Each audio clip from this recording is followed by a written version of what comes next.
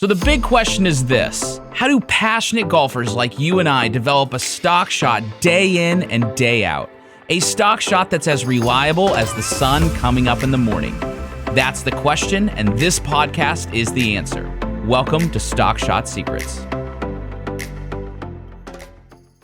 Hey everyone, welcome to another episode of Stock Shot Secrets. Now today, we are going to be starting a 4-part series that I'm calling KPI Your Game. Now, what is a KPI first off? A KPI is a key performance indicator. And the reason I want to go through this is that we need to KPI the things that are going to actually change your handicap. Listen, I would say, or maybe, I don't know if this is actually true. I bet the people in the 1800s would probably say the same thing, but time to practice is becoming more and more difficult. Now, maybe that's just me with my own stage of life with kids and businesses I'm running and so on and so forth.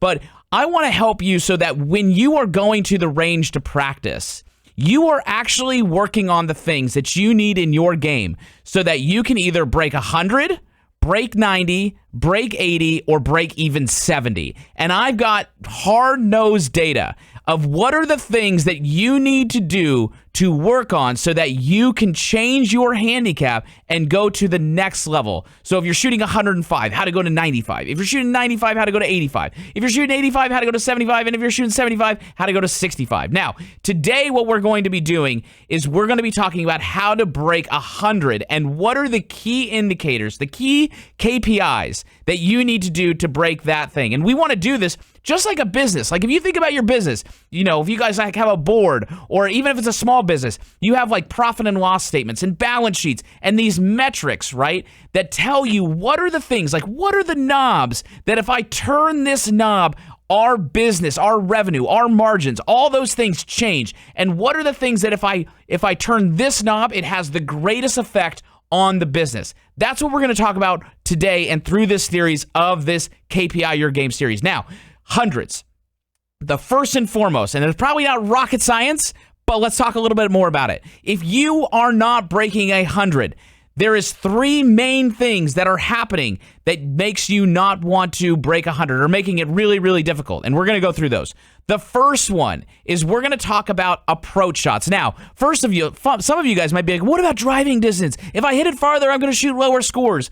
And quite frankly, hitting it farther does have its advantages, and it does have its advantages to other handicaps. But for this handicap, for the gentleman or the lady out there that's shooting 105, 110, it actually has very, very little impact on what it is that you need to do to lower your handicap. So the first thing that we need to do to break 100 is we need to reduce the amount of clunkers that you have in your approach shots, right? Now, what is a clunker? A clunker is like when you hit your drive, let's just say you're playing a 350-yard par 4, and you hit your drive out there and it goes 150, right? So now you got 200 yards into the pin, right? And you pull out your 5 hybrid or your 4 hybrid or your 3 wood or whatever it may be, and then you clunk it.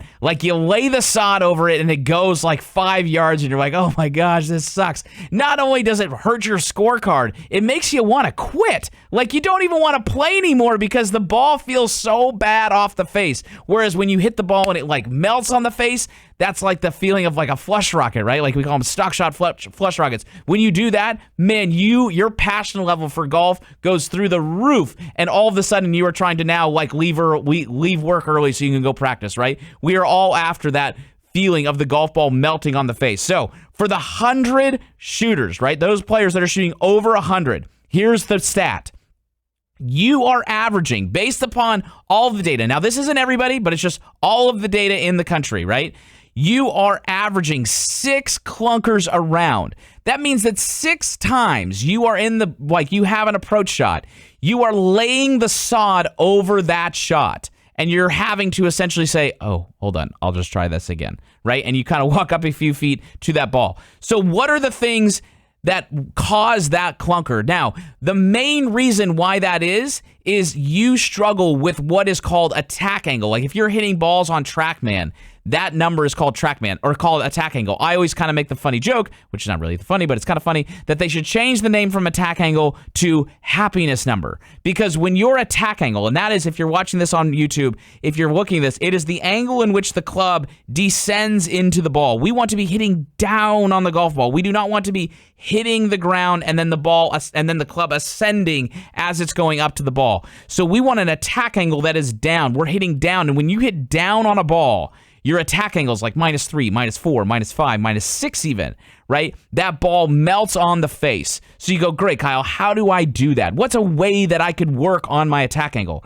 Well, here's a simple thing to do. All you have to do is take a towel or maybe even an alignment stick. Let's say an alignment stick, right? Like one of those sticks you put in the ground, like if you're living in the north and there's snow and like you find them at Home Depot, they're like 75 cents. And you're going to put that stick and you're going to put it like if you're going to put it basically behind your right foot and towards the ball. So now behind the ball, there's a stick that you kind of have to hit over to hit the ball. You could also put like a towel behind the ball, right? Like a towel that would be about 2 club head lengths behind the ball. And then that would make it so that if you hit the towel, it says, man, your attack angle is not very good. So rather than spending $25,000 on a TrackMan, you can just put a towel behind the ball and then it tells you your attack angle was negative, which would be pretty nice. Or you can use the stick. That would allow you to make sure that you are hitting down and helping reduce the clunkers. Because the 10,000 foot view, like the overarching statement, is that when you hit a ball and you're hitting behind it and your attack angle's up and you have a clunker, your mass, like your shadow, right? If you had the sun at your back, your shadow is too far behind the ball. We need to be more in front of the ball. And if we're more in front of the ball, we can hit the ball first and golf becomes way more fun. Now, what is the second thing that we need for our handicap, for the KPIing our game, so that we can move from the hundreds down into the 90s. Hey guys, I hope you are enjoying this episode of the Stock Shot Secrets podcast. If you are enjoying it, be sure to like this episode. Be sure to subscribe so you can always see when they're coming out. And most importantly, if you would be so kind to be able to share this podcast with other passionate golfers who are trying to get better and build stock shots, because it grows through you sharing it. Thank you so much for tuning in. And now back to Stock Shot Secrets. The second thing is very, very similar, but it's around the greens. It's the clunkers and the proficiency around the greens, because you're doing the same thing around the greens that you are doing in the fairway, right? So think about this. When you have the 100 shooter, right, inside of 60 yards, you have 16 shots inside 60 yards. Now, out of those 16 shots inside 60 yards, 11 of them are from the rough. Right? So let's stop right there. If you are a player and you shoot 105 and 110, should you be practicing 50-yard wedge shots or chip shots or what have you from the fairway? No. You should be practicing out of the rough. So my question to you is, how many times have you gone to the range and taken your bucket of balls and from 50 yards or 60 yards or whatever it may be and dropped them to the side of the range in the rough, right? You might be better off going and practicing in a field than you are practicing on a range, right? If you're going to kind of work on some of these shots. So you hit 11 out of the 16 shots you hit from the rough. Now, out of those 16 shots, right, you will miss the green 4.3 times. So what that means is that you have your drive, right? 350-yard par 4. You hit your drive somewhere out there, right? You hit it, let's say, 200 yards. So now you have 150 yards to the pin. And then you hit a shot. And let's say this one you don't clank. You just kind of hit it up there. Probably, if you're shooting 105, probably not hitting the green. That's okay, right? But now you're up to the green. And now what you do is you got a chip shot, and you have to change your level of thinking of saying, my goal is not to hit this close. My goal is to hit the green. I had this gentleman, right? His name was Paul. Paul came in, and Paul shot about 105, and he really, really wanted to get into the 90s. And this gentleman was an older gentleman, and he came in, and I go, we're talking about all this stuff, right? Because I did all this stuff, and I wrote an article with Golf Digest. This is probably back in, maybe 2021, 2019 maybe, with Mark Brody, and he's the inventor of strokes gain. He created strokes gain and did all the math, right? Way smarter than I am. But we were talking, I was telling Paul about this when I was doing it. I go, Paul, listen, man, here's the secret, right? It's like, if you are in the fairway and you're 30 yards from the pin, 30 yards, right? That's a lot. That's 90 feet. I go, stop chipping it. Like, take a hybrid, take even your putter, and just whack it onto the green somewhere. Because if I was caddying for you, Paul, and I could just get you to say, okay, you missed the green. Okay, screw hitting it close. Let's just put this ball on the green. So you got it. You can hit it 90 feet left, 90 feet right, right, like 30 feet short or 50 feet long. All you have to do is hit it on the green. If I did that and we did that all through the round, you would save 4 shots. And that would dramatically reduce your handicap, right? Like, have a show of hands, how many people would like to, if you're shooting 105, would like to reduce their score by 4 shots automatically? Right, that's a lot. And then if you're playing in the fairway, you have an average of 6 clunkers around in the fairway, right? So right now, just by listening to this, that would be 10 shots. That's a lot. Right now, obviously, you're not going to reduce all of them, but let's set little micro goals that say, like, for the approach shots, if you have 6 clunkers, let's see if maybe we can get it to 5, and then maybe to 4. And then if you have clunkers around the green and you're averaging 4, let's see if we can get it to 3, and then maybe 2, right? So that's 1 and 2. And then the third one is all about putting, right? So on average, players who shoot in the hundreds will have 6.5 putts around that are just atrocious. They're just like, oh my gosh, man, you just had a 15-footer and you just hit it 15 feet by the hole. Like, your second putt is farther than your first putt. There was actually an interesting study that came out a little bit ago that said from, I think it was either 15 feet or 18 feet, doesn't really matter, it's, it's kind of the same.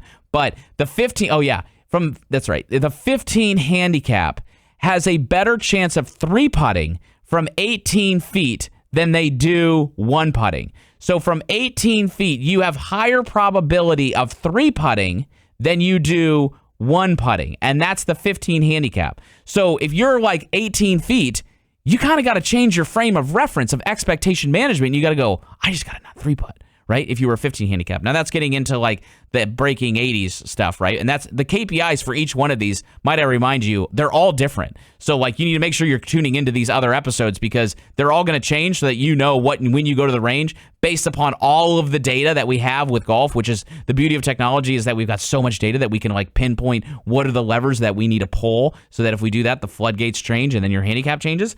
Like, they're all different. So what we need to do for these putting is we need to reduce essentially the amount of 3-putts you have, or just the putts that are like, wow, that is bad. Now, how are you going to go about doing that, right? And I need to go back to 2 because I didn't tell you how to actually fix that, right? It's one thing to say you missed the clunkers with the chipping, but you got to know how to fix it. I'll go back here in a second. But for the 3-putting, what we need to do is more times than not, when players hit those putts that are like, wow, that's not good, what happens is that in your putting stroke, your grip pressure will change. So like right when you transition, you will start to change your grip pressure and you will make your grip pressure tighter. And that makes you accelerate the club head and you hit it like miles by the hole. That would be the guy who really hits it past the hole. Then the players who hit it like the 50-foot putts and they hit it halfway to the hole, most times, based upon all my experience of teaching tens of thousands of lessons, is the fact of 2 things. One, your backswing and putting is way too short. And secondly, it is way too slow. So we need to try to make it so that like your putting stroke has a lot more pop and the rhythm is quicker rather than the rhythm being a lot slower. Right? So that would be a way that you could work on that. And you can work on that with great apps like Tempo and Motion and kind of set it at like, for the putting, set it like T13 and work on your putting like that. And then when you play, focus on having a consistent grip pressure because that'll allow you to smooth out the tempo in your swing. Now, circling back really quick to the around the greens, how do you make sure that you don't chunk your finesse wedges around the green? Well, chunking finesse wedges around the green to break 100 is the same reason why you chunk shots in the irons. It's because your shadow is too far back. So how are we going to fix that? Well, let's just pretend it's sunny outside and you have the sun on your back and it's casting a shadow down in front of you. What I want you to do is like put a tee or a golf ball or something on your shadow and put it on your trail ear. And then when you swing and you take a practice swing, I want you to try to feel like your head is moving, or I don't want you to try to feel. I need you to actually feel like your head and your body is moving about 4 inches towards the flag. When you are chipping, you literally should feel like you are walking through chips because once again, we need that attack angle to go more down. If it's more down, you will not chunk chips. So if we can do this and we can reduce the amount of chunks on approach shots, and we can move that from 6 to say 5 or 4, right? Let's just say 4. That's 2 shots. We can get the approaches around the green, and we can reduce the missed greens from just simple little chips from 4 to say 2. That's another 4 shots or another 2 shots. So now we're at 4. And then if we can take our 3 putts, right, or shots that are like, wow, that putt is bad, and we could take that from like 6 to 3. That's another 3 shots. Right? So now we're at 7 shots by you just listening to this podcast to reduce. Now, obviously, you got to go do the work, right? You got to go write these notes down of what I've kind of told you so that you can actually go practice it. But these are the secrets that you need to do to KPI your game to move the needle in your handicap from going from the hundreds down to the 90s. And now we're going to go in. Be sure to come back and tune in because I'm going to give you the secrets as to what you need to do to KPI your game to move your handicap from the 90s down to the 80s. But for you that have players and or have friends that shoot in the hundreds, right? This would be a great episode to send them and say, hey, man, I found the secret. Like, this is what you need to do. So go do it, right? Like, these are the things that you could actually go practice if you have limited time to go to the range. These are the things that you could work on in your game so that you can start to change your handicap and you're not wasting time working on the wrong thing, right? Like, working on a 70-yard bunker shot is going to make no difference to your handicap. None. Right? So we need to make sure that we are working on the right thing because that is what we're after. We are after shooting better scores and hitting stock shots. All right? So thank you so much for tuning in. We'll see you back here for another episode of Stock Shot Secrets. Hey guys, thank you so much for listening to the latest episode of Stock Shot Secrets. Now, as a listener of Stock Shot Secrets, I want to make sure that you have the opportunity to get better. So if you were to go to stockshotclub.com, I'm going to give you 7 days free access where you can send us your video and we will give you personalized individual attention as to what you need to do so that you can start building stock shots. So just go to stockshotclub.com and register there. We'll give you 7 days free where you can try it. And then if we like it, you can stay inside the Stock Shot Club where we can become your coach and walk with you for your entire journey. Thank you so much. And be sure to go visit stockshotclub.com.